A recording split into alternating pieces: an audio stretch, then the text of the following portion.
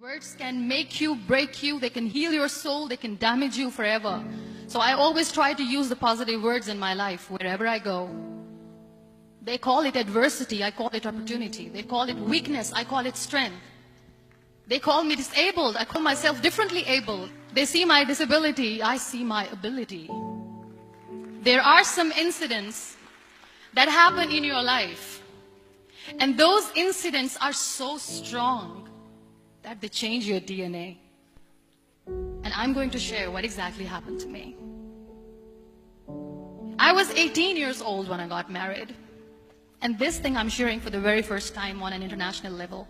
I was 18 years old when I got married. I belonged to a very conservative family, a Baloch family, where good daughters never say no to their parents. My father wanted me to get married. And all I said was, if that makes you happy, I'll say yes. And of course, it was never a happy marriage. Just about after 2 years of getting married, about 9 years ago, I met a car accident. Somehow my husband fell asleep and the car fell in the ditch. He managed to jump out, saved himself. I'm happy for him. But I stayed inside the car and I sustained a lot of injuries. The list is a bit long. Radius ulna of my right arm were fractured. The wrist was fractured. Shoulder bone and collarbone were fractured. My whole rib cage got fractured. But that injury that changed me and my life completely as a person and my perception towards living my life was the spine injury. Many people came to rescue. They gave me CPR. They dragged me out of the car. And while they were dragging me out, I got the complete transection of my spinal cord. Those 2.5 months in the hospital were dreadful. I will not make up stories just to inspire you. I was at the verge of despair. One day, doctor came to me and he said, well, I heard that you wanted to be an artist, but you ended up being a housewife. I have a bad news for you. You won't be able to paint again because your wrist and your arm are so deformed, you won't be able to hold a pen again. And I stayed quiet. Next day, doctor came to me and said, your spine injury is so bad, you won't be able to walk again. I took a deep breath and I said, it's all right.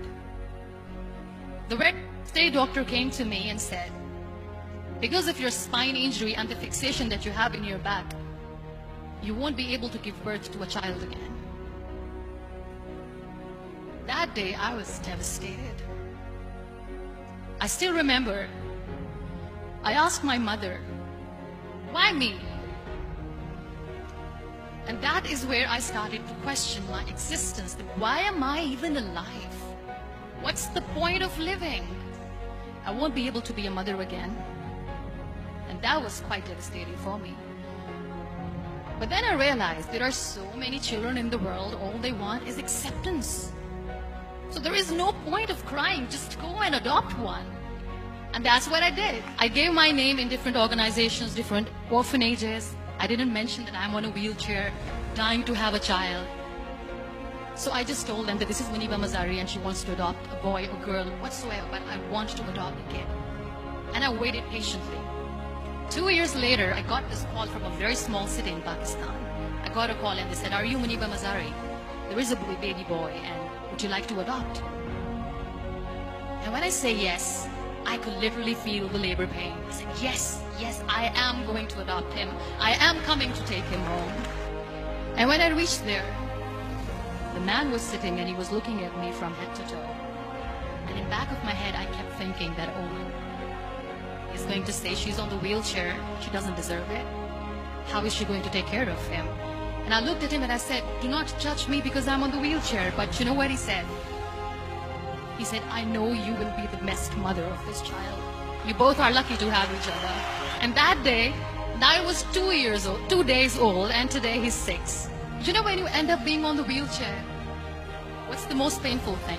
People think that they will not be accepted by the people because we, in the world of perfect people, are imperfects.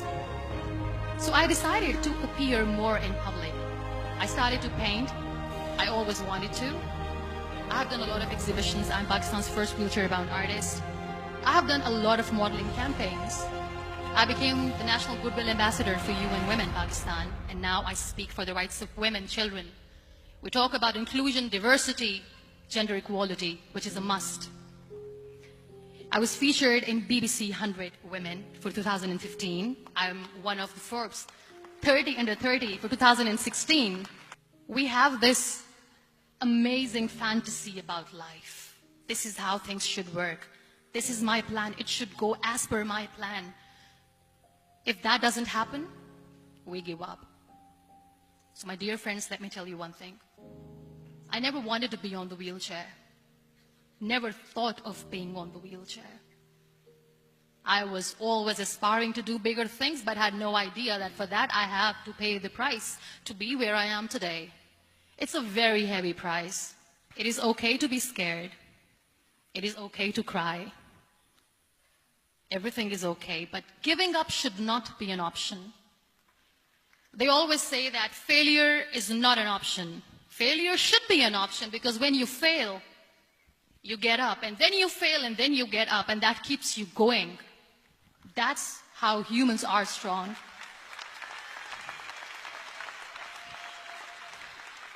Failure is an option, should be an option, but giving up is not. Never.